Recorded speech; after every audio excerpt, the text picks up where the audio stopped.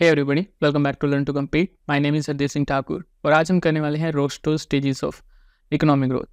देखिए, इससे पहले हमने कार्ल मार्क्स की 5 स्टेजेस ऑफ इकोनॉमिक ग्रोथ करी है। आई होप आप लोगों ने वो वीडियो देख ली होगी। अब इस वीडियो में भी हम 5 स्टेजेस की बात करेंगे, लेकिन ये स्टेजेस जो है ये रोस्टो के द्वारा दी गई थी, यानी इकॉनमी किस तरीके से अलग अलग स्टेज से होते हुए डेवलपमेंट की तरफ मूव करती है।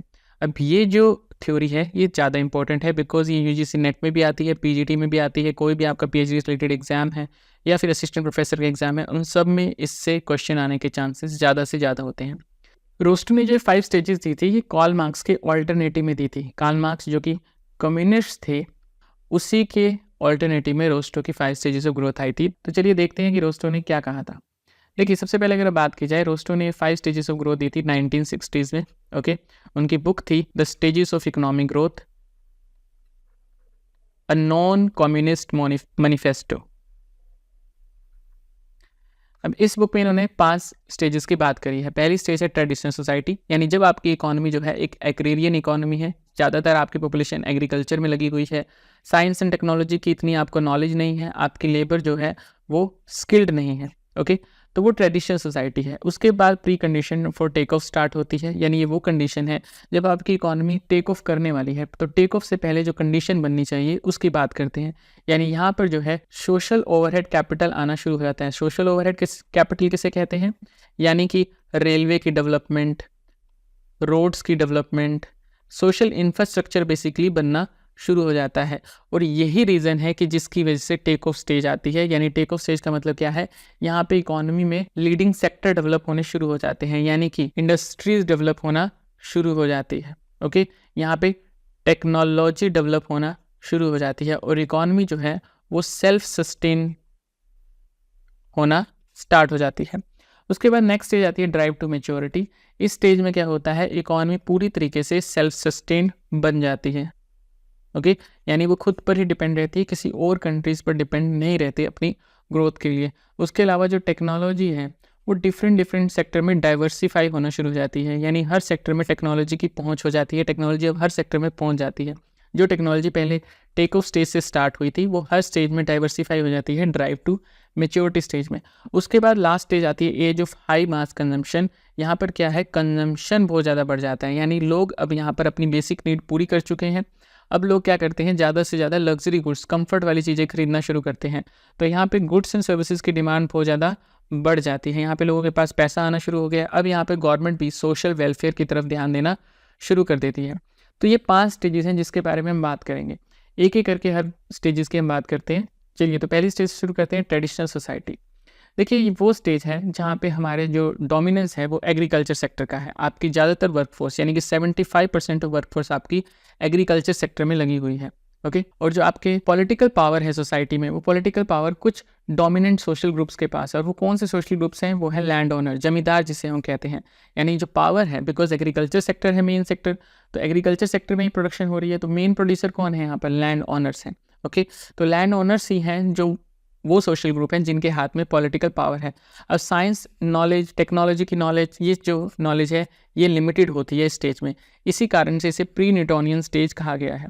अब याद रखिएगा, इस प्री न्यूटोनियन स्टेज से रिलेटेड जब भी क्वेश्चन आता है तो लोग जो स्टूडेंट हैं वो गलती क्या करते हैं? उसे pre condition of take off से रिलेट कर देते हैं।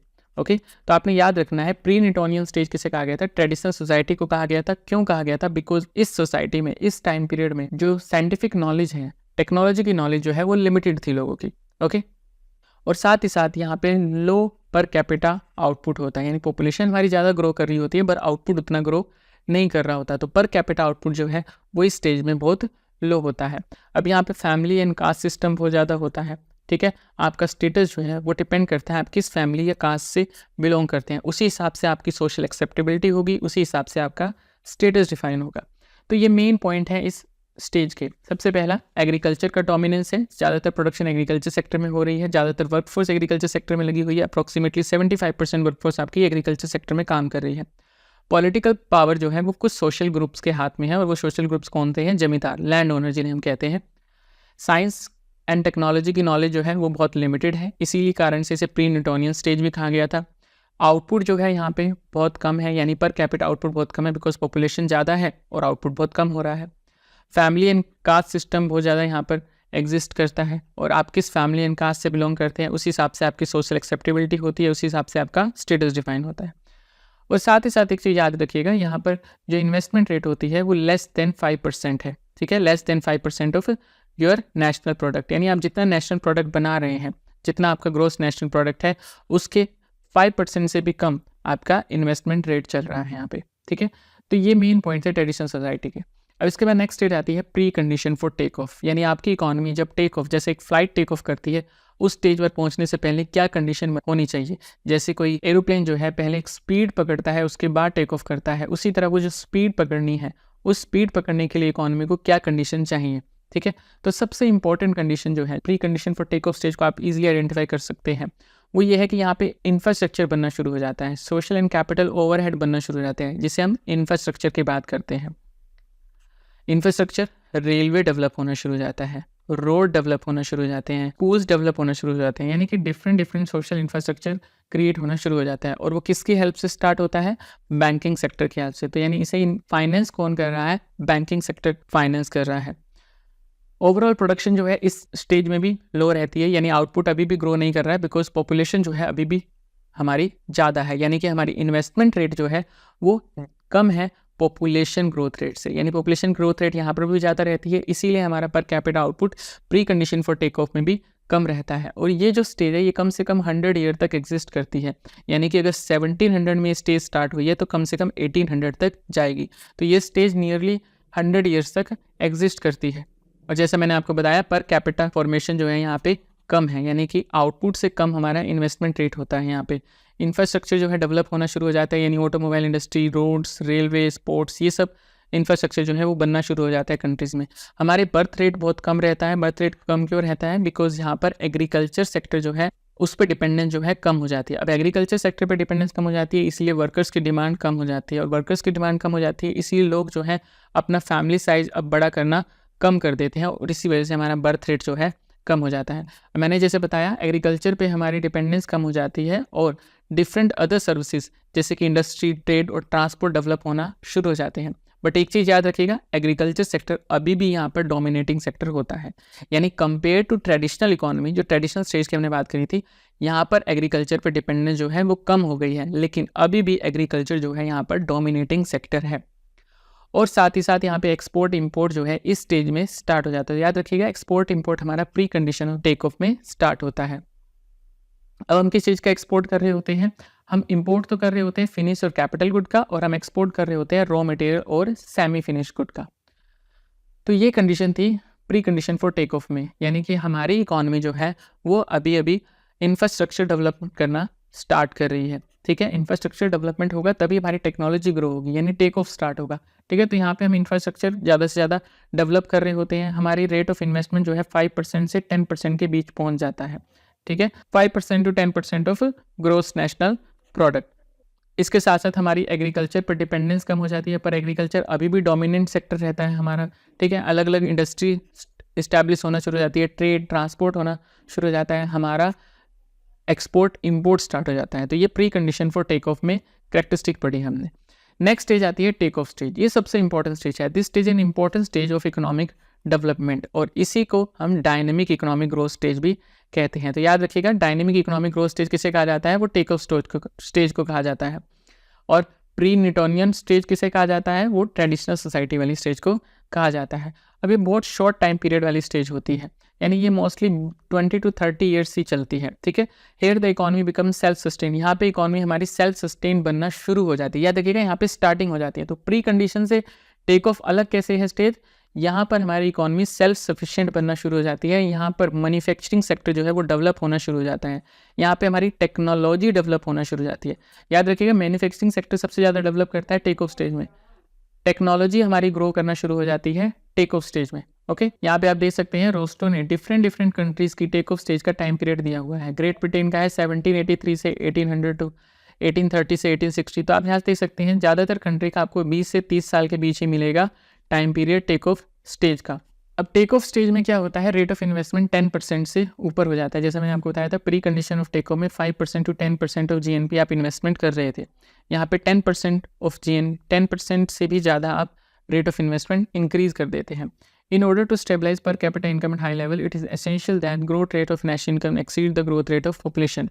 तो ये वही स्टेज है जहाँ पे हमारी नेशनल इनकम की ग्रोथ रेट पॉपुलेशन की ग्रोथ रेट से ज़्यादा हो जाती है और हमारा rate of investment more than 10% of national income हो जाता है। अब यहाँ पे लीडिंग सेक्टर जो है वो ग्रो करना शुरू हो जाते हैं। अब जो रोस्टो ने लीडिंग सेक्टर है उन्हें 3 हिस्सों में डिवाइड किया था। पहला था प्राइमरी ग्रोथ सेक्टर, दूसरा है सप्लीमेंट्री ग्रोथ सेक्टर और तीसरा है derived growth sector. Primary growth sector किसे हम कहेंगे? प्राइमरी ग्रोथ सेक्टर वो ग्रोथ सेक्टर होता है जहाँ पे इनोवेशन की पॉसिबिलिटी ज़्यादा होती है, यानी वो सेक्टर जो लीड कर सकता है किसी भी इकोनॉमी की ग्रोथ में। ठीक है, तो ऐसे सेक्टर को जहाँ पे पॉसिबिलिटी ऑफ इनोवेशन ज़्यादा है या exploiting of new and unexplored resources ज़्यादा है, उसे हम कहते हैं प्राइमरी ग्रोथ सेक्टर। अगर ब्रिटेन और न्यू इंग्लैंड की बात की जाए तो वहाँ पे प्राइमरी ग्रोथ सेक्टर क्या रहा है? कॉटन टेक्सटाइल इंडस्ट्री जो है वो प्राइमरी ग्रोथ सेक्टर रहा है। इसके बाद नेक्स्ट सेक्टर आता है सप्लीमेंट्री ग्रोथ सेक्टर। ये वो ग्रोथ सेक्टर है जिसकी ग्रोथ होती है प्राइमरी ग्रोथ सेक्टर की वजह से, यानी जैसे ही प्राइमरी ग्रोथ सेक्टर डेवलप होना शुरू होता है उसकी वजह से किसी दूसरे सेक्टर की ग्रोथ होना शुरू होती है और उस दूसरे सेक्टर को कहा जाता है supplementary growth sector, where rapid growth take place as a consequence of development in the primary growth sector. जिस सेक्टर की ग्रोथ इस वजह से हो रही हो because primary growth sector develop हो गया है उसे हम सप्लीमेंट्री ग्रोथ सेक्टर कहते हैं। For example development of railway, कई कंट्रीज़ में रेलवे के डेवलपमेंट की वजह से iron coal and steel industry develop होना शुरू हो गई थी। तो यहाँ पे रेलवे प्राइमरी ग्रोथ सेक्टर हुआ और iron coal and steel industry supplementary growth sector हुआ। नेक्स्ट आता है डिराइव्ड ग्रोथ सेक्टर। अभी डिराइव्ड ग्रोथ सेक्टर क्या है? देखिए आपने डिराइव डिमांड सुना होगा, यानी हमने पढ़ा है कि लेबर की डिमांड जो होती है वो डिराइव डिमांड होती है, बिकॉज लेबर की हम डायरेक्ट डिमांड नहीं करते, हम डिमांड करते हैं गुड्स एंड सर्विसेज की। अब गुड्स एंड सर्विसेज को बनाने के लिए लेबर की जरूरत पड़ती है। सिमिलरली डिराइव ग्रोथ सेक्टर है। डिराइव ग्रोथ सेक्टर कहाँ से डिराइव हो रहा है? जैसे जैसे लोगों की इनकम बढ़ती है या पॉपुलेशन बढ़ती है, इंडस्ट्रियल प्रोडक्शन बढ़ता है, उसकी वजह से अगर कोई सेक्टर ग्रो होता है तो उसे हम डिराइव ग्रोथ सेक्टर कहते हैं। For example the production of food and construction of houses. Production of food क्यों हो रहा है? बिकॉज लोगों की इनकम बढ़ रही है, पॉपुलेशन बढ़ रही है, इसीलिए फूड की प्रोडक्शन बढ़ रही है, तो फूड सेक्टर ग्रो कर रहा है, वो डिराइव ग्रोथ सेक्टर है। हाउसेज की कंस्ट्रक्शन बढ़ रही है, पॉपुलेशन बढ़ने से, इनकम बढ़ने से लोग ज़्यादा से ज़्यादा हाउसेज की कंस्ट्रक्शन कर रहे हैं, इसीलिए इन्हें डिराइव ग्रोथ सेक्टर कहा जाता है। तो 3 टाइप के ग्रोथ सेक्टर की बात करी थी रोस्टो ने, एक है प्राइमरी ग्रोथ सेक्टर, दूसरा है सप्लीमेंट्री ग्रोथ सेक्टर और तीसरा है डिराइव्ड ग्रोथ सेक्टर। ओके, अब ये जो सेक्टर हैं ये हर किसी कंट्री के लिए अलग अलग हो सकते हैं। फॉर एग्जांपल ब्रिटेन और न्यू इंग्लैंड के लिए मेन ग्रोथ सेक्टर क्या है? टेक्सटाइल। इसी तरह रेलवे ग्रोथ सेक्टर रहा है यूएस के लिए, यूएसएसआर के लिए, जर्मनी के लिए और फ्रांस के लिए, और स्वीडन के लिए रहा है मॉडर्न टिम्बर कटिंग इंडस्ट्री। तो हर कंट्री के लिए ये अलग अलग हैं। तो यहाँ पे आप देख सकते हैं अलग अलग कंट्रीज़ के लिए अलग अलग ग्रोथ सेक्टर दिए हुए हैं। तो ये पर्टिकुलरली किसी एक कंट्री के लिए कोई एक ग्रोथ सेक्टर नहीं है, इसीलिए कहा गया है यहाँ पे दस there is no one sectoral sequence to take off, no single sector which constitute the magic key. तो कोई भी ऐसा सिंगल सेक्टर नहीं है जिसे आप कह सकते हैं कि इस सेक्टर को ग्रो कर लीजिए और आपकी इकोनॉमी टेक ऑफ स्टेज पे पहुँच जाएगी। तो कोई एक सिंगल सेक्टर नहीं है, हर कंट्री के लिए अलग सेक्टर जो है वो मेन ग्रोथ सेक्टर हो सकता है। अब इसके बाद टेक ऑफ स्टेज में क्या होता है? री इन्वेस्टमेंट होना शुरू हो जाता है, यानी जो भी हमारे एंटरप्रेन्योर प्रॉफिट अर्न करते हैं उसे री इन्वेस्ट करते हैं, और इसी रीज़न से हमारी रेट ऑफ इन्वेस्टमेंट यहाँ पे 10% से ज़्यादा हो जाती है, यानी 10% ऑफ जीएनपी से ज़्यादा हम इन्वेस्टमेंट यहाँ पर कर रहे होते हैं, और हमारी इन्वेस्टमेंट जो है वो हमारी पॉपुलेशन ग्रोथ से आगे निकल जाती है। तो पॉपुलेशन ग्रोथ रेट से ज़्यादा हमारी इनकम रेट या फिर कह लीजिए इन्वेस्टमेंट रेट कौन सी स्टेज में होती है? टेक ऑफ स्टेज में होती है। तो ये टेक ऑफ स्टेज की कैरेक्टरिस्टिक आपने याद रखनी है, इन्वेस्टमेंट मोर देन 10% पहुँच गई है। ओके, हमारे मैन्युफैक्चरिंग सेक्टर यहाँ पे सबसे ज़्यादा डेवलप करना शुरू करता है, टेक्नोलॉजी ग्रो करना शुरू करती है। इसके अलावा हमारी इन्वेस्टमेंट रेट या कह लीजिए income rate more than population rate कब हो जाती है? टेक ऑफ स्टेज में हो जाती है। ठीक है, और इसी स्टेज में लोगों का स्किल्स और एटीट्यूड चेंज होना शुरू होता है। मॉडर्न टेक्नोलॉजी को लोग जो है ट्रेडिशनल सोसाइटी वो एक्सेप्ट करना शुरू कर देती है। तो ये थी टेक ऑफ स्टेज की मेन करेक्टरिस्टिक्स। इसके बाद आती है next drive to maturity stage. ये वो स्टेज है जब हमारी इकोनॉमी ग्रो करने के साथ साथ डाइवर्सिफाई होना शुरू हो जाती है, यानी हमारी टेक्नोलॉजी जो है वो डिफरेंट सेक्टर में पहुंचना शुरू हो जाती है। ठीक है, अब वो लीडिंग सेक्टर्स में सिर्फ नहीं टेक्नोलॉजी काम कर रही है, अब हर स्टेज में टेक्नोलॉजी पहुंचना शुरू हो जाती है। तो आपको ड्राइव टू मैच्योरिटी स्टेज को याद रखना है, वो कैसे आती है? डाइवर्सिफिकेशन से। डाइवर्सिफिकेशन जहाँ पर होगा वहाँ पर ड्राइव टू मैच्योरिटी स्टेज की बात चल रही होगी, और इसका टाइम पीरियड एक लॉन्ग टाइम पीरियड होता है। हमने pre condition for take off का टाइम पीरियड पढ़ा है, 100 ईयर्स तक वो चलती है। ड्राइव टू मैच्योरिटी का टाइम पीरियड होता है 50 to 100 ईयर्स के बीच में। ओके, और ये कब स्टार्ट होती है? ये स्टार्ट होती है after 40 to 60 year of take off stage, यानी टेक ऑफ स्टेज जब स्टार्ट हो जाएगी उसके 40 to 60 ईयर्स के बाद drive to maturity stage start होती है।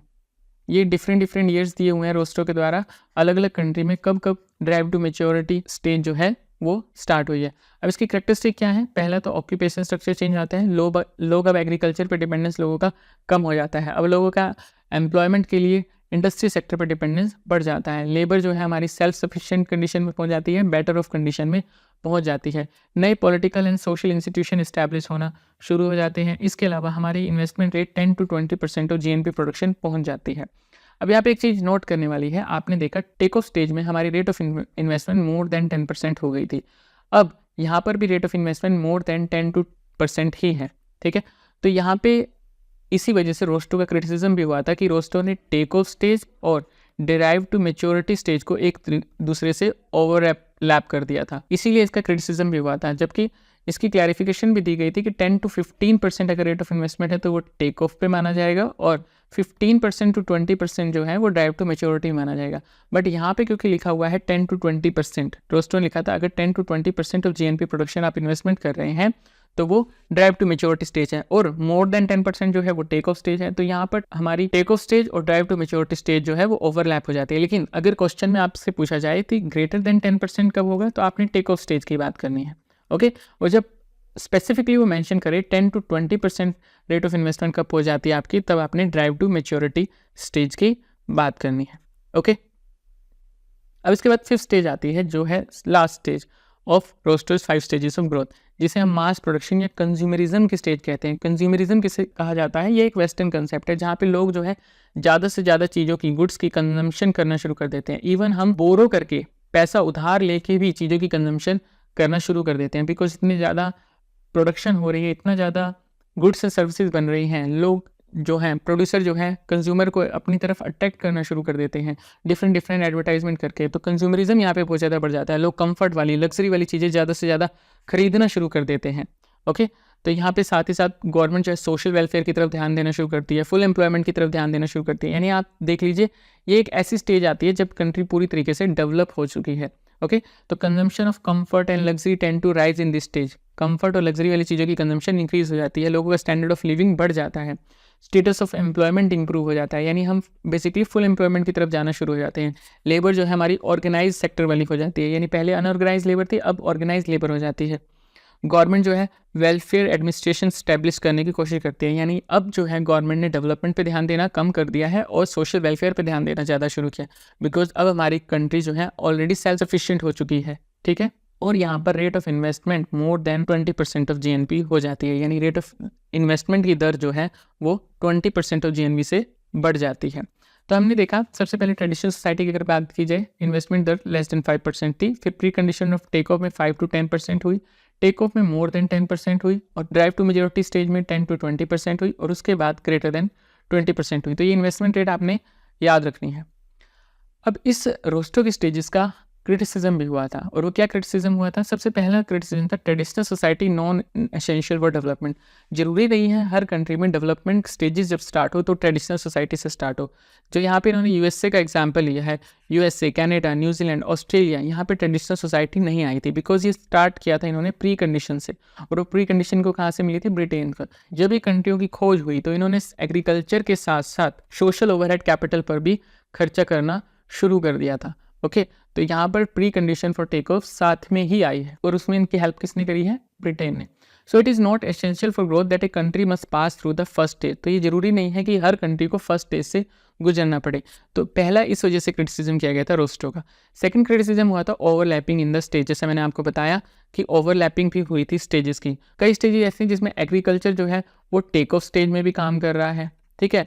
कई जगह एग्रीकल्चर जो है वो मेन डोमिनेंट सेक्टर रहा है। जो ग्रोथ का हमने बात की थी, प्राइमरी ग्रोथ सेक्टर जो है, कई कंट्रियों में एग्रीकल्चर प्राइमरी ग्रोथ सेक्टर रहा है, जबकि हमने कहा कि pre condition for take off में एग्रीकल्चर पर डिपेंडेंस कम हो जाती है, बट कुछ कंट्रीज में ऐसा नहीं हुआ। तो ओवरलैपिंग हो रही थी स्टेजेस की। The experience of most country tell us that development in agriculture continued even in take off stage. बहुत सारी कंट्रीज के एक्सपीरियंस से हमें पता लगता है कि एग्रीकल्चर की डेवलपमेंट टेक ऑफ स्टेज तक भी चलती रही थी। Take off in the case of New Zealand, Denmark is attributed to the agriculture development. अगर न्यूजीलैंड की बात की जाए, डेनमार्क की बात की जाए, तो इन दोनों कंट्रीज में एग्रीकल्चर डेवलपमेंट जो है टेक ऑफ स्टेज में चल रहा था। Similarly social overhead capital in transport specially in railway has been one of the leading sector in the take off. कई कंट्रीज़ में जो सोशल ओवरहेड कैपिटल की हमने बात करी कि इंफ्रास्ट्रक्चर डेवलप होता है सबसे ज़्यादा, तो हमने बात करी थी वो pre condition for take off में होता है, लेकिन इन्होंने यहाँ पर कहा है कि कई कंट्रीज़ में रेलवे या फिर कह लीजिए सोशल ओवरहेड कैपिटल जो है वो टेक ऑफ स्टेज में डेवलप हो रहा था। इवन ये चीज़ रोस्टो ने भी कई जगह बताई है। It shows that there is considerable overlapping in different stage. ये बताता है कि कई जगह पर जो रोस्टो के स्टेजेस हैं उनकी ओवरलैपिंग हुई थी। नेक्स्ट है the stage of drive to maturity is puzzling and misleading. मैंने आपको बताया जो टेक ऑफ स्टेज की कंडीशन है वो ड्राइव टू मेच्योरिटी स्टेज में भी फुलफिल हो रही थी। आप यहाँ पे पढ़ सकते हैं it contains all the feature for the take off rate of investment over 10%। Drive to maturity stage में टेक ऑफ स्टेज के ज़्यादातर फीचर्स थे। For example rate of investment दर क्या थी, more than 10% of national income. Development of new production technique, नई production technique इसमें drive to maturity stage में भी चली हुई थी। लीडिंग सेक्टर यहाँ पर भी डेवलप कर रहे थे, लीडिंग इंस्टीट्यूशन यहाँ पर भी डेवलप कर रहे थे। तो जो हमने टेक ऑफ स्टेज में पढ़ा है कि यहाँ पे मैन्युफैक्चरिंग सेक्टर ग्रो करता है, टेक्नोलॉजी बहुत ज़्यादा ग्रो करने लग जाती है, रेट ऑफ इन्वेस्टमेंट की दर जो है वो 10% से ज़्यादा हो जाती है, तो ये सब चीज़ें ड्राइव टू मेच्योरिटी स्टेज में भी एग्जिस्ट कर रही थी। तो इसीलिए क्रिटिसाइजर जो थे इस थ्योरी के, उन्होंने कहा था there is no need for a separate stage. यहाँ पे किसी सेपरेट स्टेज की जरूरत नहीं है। फिर growth process become self sustained, जहाँ पे ग्रोथ प्रोसेस जो है वो सेल्फ सस्टेन्ड हो जाए, because growth process self sustained take off stage में भी हो सकता है। तो आपने सेल्फ सस्टेनेंस के लिए ड्राइव टू मेच्योरिटी स्टेज को ही क्यों सुना है। It can be self sustain even the take off stage. जैसे मैंने आपको बताया self sustenance take off stage में स्टार्ट होती थी, पर हमारी इकॉनमी पूरी तरीके से सेल्फ सस्टेन कब होती थी, stage of drive to maturity में। तो यहाँ पर क्रिटिसाइजर ने कहा था कि आप सेल्फ सस्टेन के लिए अलग से ड्राइव टू मेच्योरिटी स्टेज को क्यों चुन रहे हो, जबकि ड्राइव टू मेच्योरिटी स्टेज की ज़्यादातर कैरेक्टरिस्टिक टेक ऑफ स्टेज में है। तो आपको 4 स्टेज काउंट करने की जरूरत नहीं थी, आप डायरेक्ट उसके बाद stage of high mass consumption में आ सकते थे। और इवन कुजनेट ने तो ये भी कहा था कि कोई भी ग्रोथ प्योरली सेल्फ सस्टेनिंग और सेल्फ लिमिटिंग नहीं होती। कोई भी ऐसी ग्रोथ नहीं है जहाँ पे कोई इकॉनमी सेल्फ सस्टेन हो जाए, इकॉनमी को दूसरी कंट्रीज पर डिपेंड रहना ही पड़ता है। नेक्स्ट क्रिटिसिज्म का रीज़न क्या था कि रोस्टो ने एक्सटर्नल सेक्टर को इग्नोर कर दिया था। Walt Rostow's growth theory has been criticised for its relative neglect of external sector. External sector को इन्होंने नेगलेक्ट कर दिया था, सिर्फ इंटरनल डायनेमिक यानी कि इन्वेस्टमेंट, इंडस्ट्रियलाइजेशन, टेक्नोलॉजिकल प्रोग्रेस पर ही इन्होंने ध्यान दिया था। इन्होंने ग्लोबल ट्रेड, एक कंट्री दूसरी कंट्री से कैसे ट्रेड करती है उसको इग्नोर कर दिया। फॉरेन इन्वेस्टमेंट जो है किसी कंट्री की ग्रोथ में कैसे रोल प्ले करती है उसको इग्नोर कर दिया। किसी कंट्री की पॉलिटिकल रिलेशनशिप कैसे है और कंट्रीज़ के साथ, उसे इग्नोर कर दिया। फॉर एग्जांपल ईरान का देखा जाए तो बहुत सारी कंट्रीज़ के साथ संबंध सही नहीं है, सैंक्शन लगी हुई है अलग अलग, तो वो चीज़ जो है हर्डल बनती है किसी भी देश की इकोनॉमिक ग्रोथ में। कल्चरल इन्फ्लुएंस कैसा है किसी भी कंट्री का, तो ये सब रीज़न जो है ये इग्नोर कर दिए गए थे रोस्टो के द्वारा, जो ग्रोथ में मेन रोल प्ले करते हैं। तो इस वजह से रोस्टो का क्रिटिसिज्म हुआ था। तो ये थी रोस्टो की थ्योरी जो उन्हें 5 स्टेजेस ऑफ ग्रोथ दी थी। आई होप आपको हर स्टेज की कैरेक्टरिस्टिक पता लग गई होगी। अब इन बेसिस पे जो क्वेश्चन पूछे जाते हैं उन्हें एक बार हम अटेम्प्ट कर लेते हैं। सबसे पहला क्वेश्चन है which of the following is the first stage of Rostow theory. First stage हमें पता है ट्रेडिशनल सोसाइटी है, तो यहाँ पे आंसर ऑप्शन सी हो जाएगा। What is the key characteristic of the take off stage? Take off stage की key characteristic क्या है? Take off stage की सबसे important characteristic है कि यहाँ पर रैपिड और सेल्फ सस्टेन ग्रोथ जो है वो स्टार्ट हो जाती है। तो ऑप्शन बी यहाँ पे करेक्ट आंसर है। नेक्स्ट है in Rostow's theory what triggers the transition from pre condition for take off to take off. Rostow की थ्योरी के हिसाब से जो pre condition for take off से टेक ऑफ का ट्रांजिशन है वो किस वजह से होता है? वो होता है इंट्रोडक्शन ऑफ मॉडर्न टेक्नोलॉजी। मैंने आपको बताया कि रोस्टो के टेक ऑफ स्टेज में मॉडर्न टेक्नोलॉजी इंट्रोड्यूस हो जाती है, मैन्युफैक्चरिंग सेक्टर डेवलप हो जाता है। तो यहाँ पे करेक्ट आंसर ऑप्शन बी हो जाएगा। What define the drive to maturity stage? Drive to maturity stage को क्या डिफाइन करता है? ये मैंने आपको स्पेसिफिकली बोला था कि डाइवर्सिफाई, जहाँ पे आप देख लेंगे कि सेक्टर्स जो है वो डाइवर्सिफाई होना शुरू हो जाएंगे, वो ड्राइव टू मेच्योरिटी स्टेज की कैरेक्टरिस्टिक होती है। तो इन्वेस्टमेंट जो है वो डाइवर्स सेक्टर्स में होना स्टार्ट हो जाती है। तो ऑप्शन सी यहाँ पर करेक्ट आंसर हो जाएगा। At which stage does an economy focus on consumer durable and services? सबसे ज़्यादा कंज्यूमर ड्यूरेबल और सर्विसेज का यूज़ कहाँ होता है? हमने पढ़ा अभी age of high mass consumption में। तो इसका करेक्ट आंसर क्या होगा? Option C. नेक्स्ट है according to Rostow which sector dominate during the pre condition for take off. आपको मैंने बताया था कि इंडस्ट्री सेक्टर यहाँ पे ग्रो होना शुरू हो गया था, बट डोमिनेंस किसका था? अभी भी एग्रीकल्चर सेक्टर का था। तो यहाँ पे आंसर क्या हो जाएगा? Primary sector. Next question, Rosto's theory assume which of the following about economic development? All countries follow the same path. ये बिल्कुल सही है। Economic growth is random, ये गलत है। Growth depend on the number of wards, ये भी गलत है। Wards की बात ही नहीं करी थी। Only socialist economy can grow, ये गलत है। तो इसका सही आंसर है ऑप्शन ए। रोस्टो थ्योरी अज्यूम करती है कि all country follow the same path, और इसी वजह से इसका क्रिटिसिज्म हुआ था कि सब कंट्री सेम पाथ फॉलो नहीं करती। What is the criticism of Rostow's theory? Rostow की थ्योरी का क्रिटिसिज्म किस बेस पे हुआ था कि it ignore the role of external factor, इसने एक्सटर्नल फैक्टर्स का रोल जो है वो इग्नोर कर दिया था।